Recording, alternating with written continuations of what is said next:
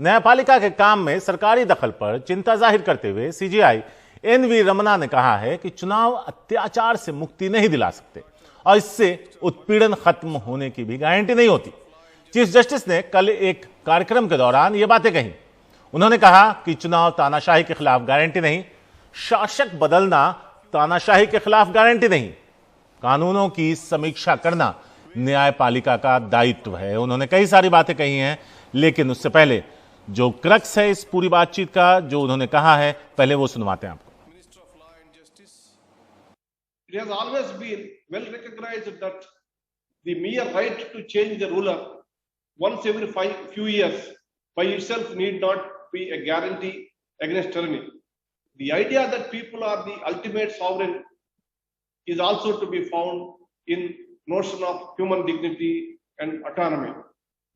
A public discourse that is both reasoned and reasonable is to be seen as an inherent aspect of human dignity and hence essential to a properly functioning democracy. As Professor Julie Stone observed in his book, The Province of Law, elections, day-to-day political discourses, criticisms, and voicing of protest is integral to the democratic process. तो कई सारी बातें उन्होंने कही है, जिसमें कुछ और जरूरी बातें हैं वो आपको बता देते हैं। उन्होंने कहा कि सरकार पर चेक के लिए यानी नजर रखने के लिए पूर्ण न्यायिक आजादी की जरूरी है।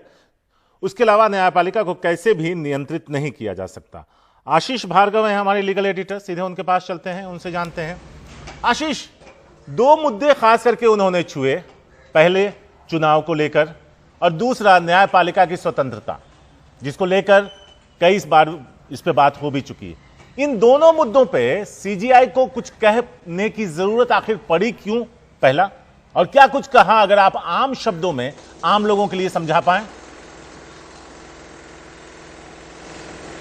देखिए, ये एक लेक्चर था, justice PV Desai memorial lecture था, उसमें वो बोल रहे थे। ऑनलाइन ये लेक्चर चल रहा था, तो इसका subject he rule of law था, यानी कानून का शासन। तो वो अपने विचार रख रहे थे, लेकिन वो एक विचार के साथ साथ उन्होंने अपने विचार के साथ साथ एक संदेश भी दिया है कि जो सुप्रीम कोर्ट है, वो जो न्यायपालिका है, उसको संविधान ने एक प्रमुख काम दिया है, वो है न्याय, जो कानून है उसकी समीक्षा करना। और कानून जो है वो न्याय संगत होना चाहिए और उसमें समानता का गुण होना चाहिए और मानवीय गुण होना चाहिए। और अगर ऐसा नहीं होगा तो वो कानून जो है वो असंवैधानिक है और उनको मान्यता नहीं दी जा सकती। और सुप्रीम कोर्ट का ये न्यायपालिका का ये काम है और इसमें संसद इस अधिकार को कम नहीं कर सकती, ना ही कार्यपालिका या कोई भी अन्य अंग उसमें दखल दे सकता है। यानी एक तरीके से इशारा वो कर रहे हैं कि न्यायपालिका स्वतंत्र है और संविधान ने उसको अधिकार दिए हैं, वो अपने अधिकारों का बखूबी इस्तेमाल करेगी।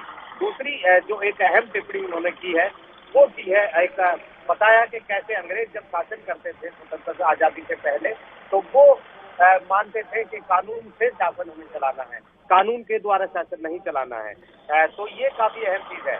और वो अब बता रहे हैं कि आप अगर ये सोचते हैं कि चुनाव, आप बार बार चुनाव में आपने किसी दूसरी पार्टी को जिता दिया, तो जो शासक है वो जनता के ऊपर जो चुनाव में मतदान कर रही है उसके ऊपर अत्याचार कम करेगा, इसकी कोई गारंटी नहीं है। और एक आंकड़ा भी दिया है कि पिछले 17 चुनाव में किस तरीके से फैसले जो जनता है उसने अपने शासक चुने हैं। तो ये काफी अहम चीज है यहाँ पर, जब देश के जो न्यायपालिका के मुखिया हैं वो एक पब्लिक मंच से कह रहे हैं कि जो न्यायपालिका है वो स्वतंत्र है और उसका जो काम है न्यायिक समीक्षा करना वो जारी रखेगा। जी, शुक्रिया आशीष, तरीके से समझाने के लिए और बताने के लिए कि आखिर सीजीआई ने क्या कुछ कहा, उनके क्या कंसर्न थे और किन बातों पर उन्होंने रोशनी डाली। बहुत बहुत शुक्रिया आपका।